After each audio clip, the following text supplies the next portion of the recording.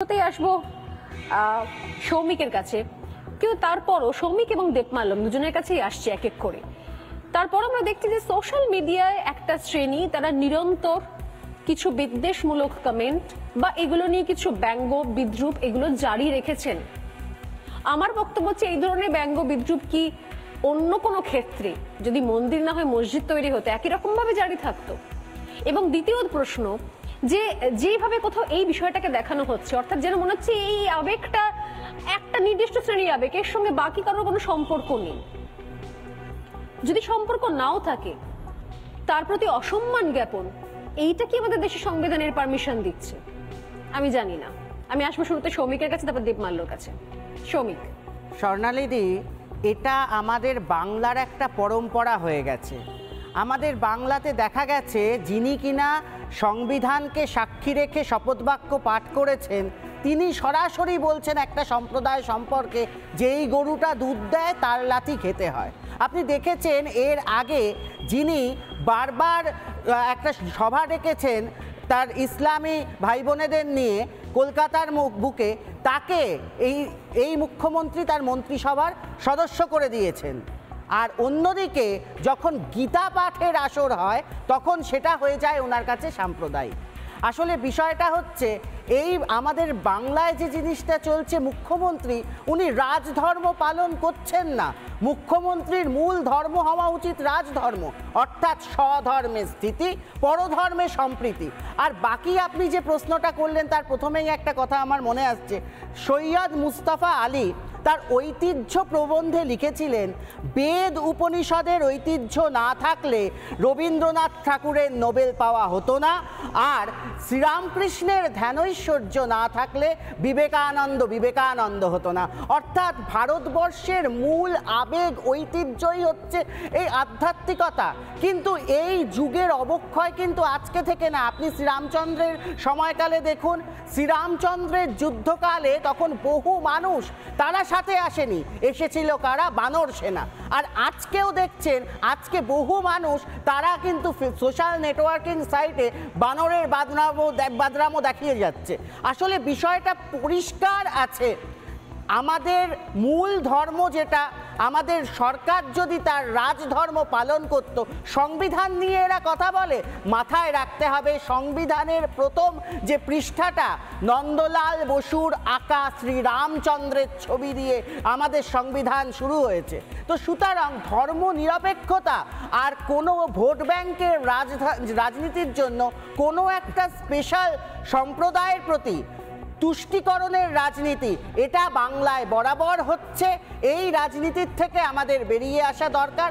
আজকে গতকাল যা হলো, পাল্টা এখন এই প্রশ্নটাও সৌমিক তুলছেন, পাল্টা যদি পলিটিক্যাল জায়গা থেকে বিরোধীরা এই প্রশ্ন তুলছেন যে তাহলে এইটা ওরা তুষ্টিকরণের রাজনীতি যদি অন্যদিকে হয়ে যায় তাহলে এটাও তো তাহলে তুষ্টিকরণের একটা রাজনীতি। এটা তো গোটা ভারতবর্ষের আবেগ ছিল। লাঠি গোলি খায়েঙ্গে, মন্দির ওয়াহি বানায়েঙ্গে, কতজনের কর সেবকের হত্যা হয়েছে ওই ঢাঁচা গিরানোর জন্য, ওখানে যাওয়ার জন্য, রামলালাকে সঠিক জায়গায় আনার জন্য। আচ্ছা, এই কথাটা তাহলে কেন কেউ বলে না? মসজিদ যদি প্রতিষ্ঠা করতেই হতো তার জন্য মন্দিরটা ভাঙার কি দরকার ছিল? আসলে এই লড়াইটা শুধুমাত্র ভারতীয় সংস্কৃতির সাথে যারা বাবরের অনুগামী তার সাথে রামের অনুগামী, এই দুজনের অনুগামীর মধ্যে এবারে কারা বাবরপন্থী, কারা ভারতীয় সংস্কৃতি বিরোধী। কালকে গোটা বিশ্ব যখন শ্রী রামের নামে নাচছে, তখন আমরা বাংলার মুখ্যমন্ত্রীকে দেখলাম অ্যাটেনশন। কালকে সমস্ত চ্যানেল, আপনারা নিজেরা দেখেছেন, বিশ্বের সমস্ত চ্যানেল, ম্যাক্সিমাম ভারতীয়রা দেখছেন যে রামলালা প্রতিষ্ঠিত হচ্ছে। অর্থাৎ কালকে মেন অ্যাটেনশনে যখন রামলালা ছিলেন, কালকে কিন্তু মুখ্যমন্ত্রী চ্যালেঞ্জ কোনো বিজেপি পার্টিকে করেনি, সরাসরি রামলালাকে চ্যালেঞ্জ করেছে যে রামলালাকে না দেখিয়ে উনার সমাপ্তি যাত্রা। আমি বলি কালকে উনি যেটা করেছেন ওটা কোনো সংহতি যাত্রা নয়, সমাপ্তি যাত্রা। রামলালার সাথে চ্যালেঞ্জ করে কেউ কোনোদিনও উন্নতি পাননি। উনারও আসনচ্যুত, কার্যত প্রায় সময়ের অপেক্ষা।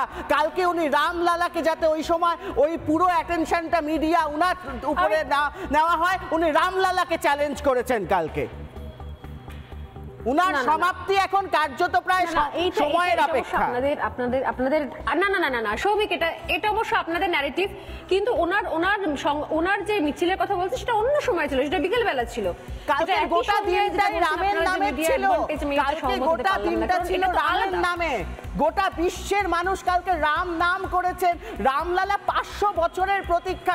স্বর্ণালী, আপনি ওখানে আছেন, দেখছেন গোটা সময় মানুষ কি আবেগ নিয়ে ওখানে রয়েছে, কতটা আবেগের দিন ছিল কালকে। 500 বছরের আমি দেখছি, শুধুমাত্র আমি আজকে নয়, আমি গোটা 7 দিন ধরেই দেখছি।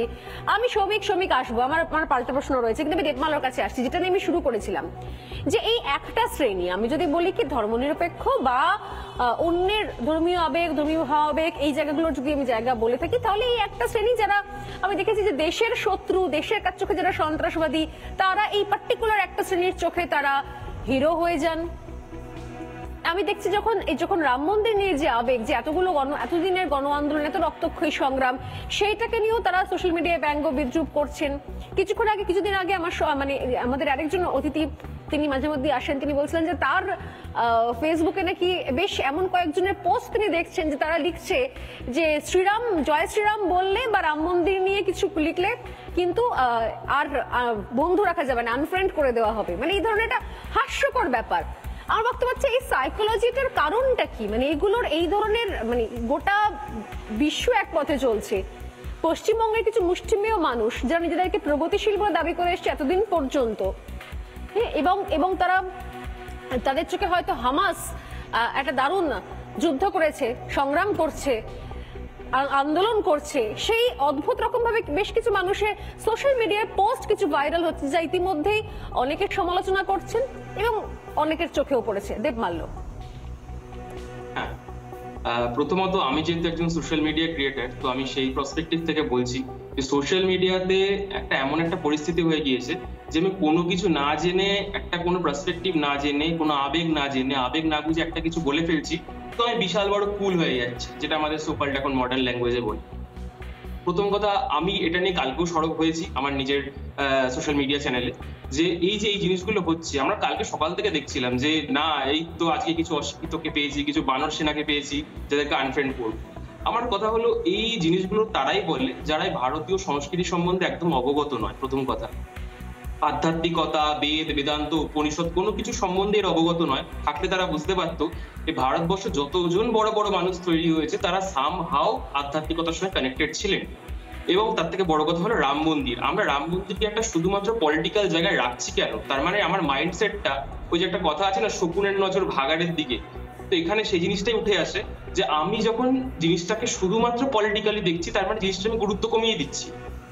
প্রথম কথা হলো, এটা কোনো ভারতীয় মডার্ন আমাদের এই সময়কার হিন্দু এবং মুসলিমের শুধুমাত্র লড়াই নয়, কোনো ব্যাপার, এটা অনেক পুরনো সময়ের ব্যাপার। যে যিনি আমাদের আগের বক্তা রয়েছেন তিনি যেটা অলরেডি বললেন, যে এই দেশে আমরা আগে থাকতাম 1000 বছর, 1500 বছর, 2000 বছর, হাজার হাজার বছর ধরে আমরা এখানে থেকে আসছি। এই দেশ রামের, এই দেশ কৃষ্ণের, এই দেশ মহাদেবের, এই দেশ মায়ের, এটা ভারত মাতার দেশ।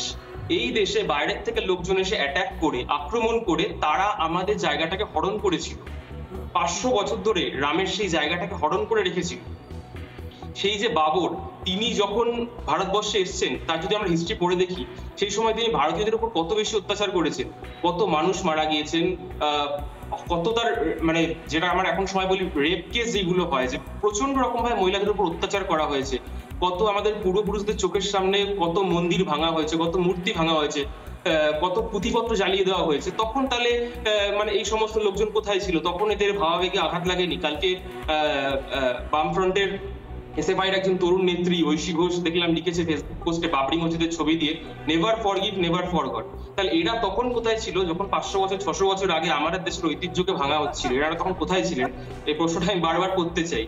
তখন কি এদের অবশ্য তখন তো লিলিং জন এই তখন তারা কোথায়? তখন তারা কোথাও ছিলেন না, না আমি বলি এই দেশে যে সময়তে বাবর এখানে আসছে বা মিরবাকির এই মন্দির ভাঙার মতো আগ্রাসন চলছে, সেই সময় তখন কমিউনিস্টরা কোথায়, বা তখন সকল প্রগতিশীল লিবারেলরা তখন কোথায়? তখন তারা কোথাও ছিল না, তাদের কোনো অস্তিত্ব ছিল না।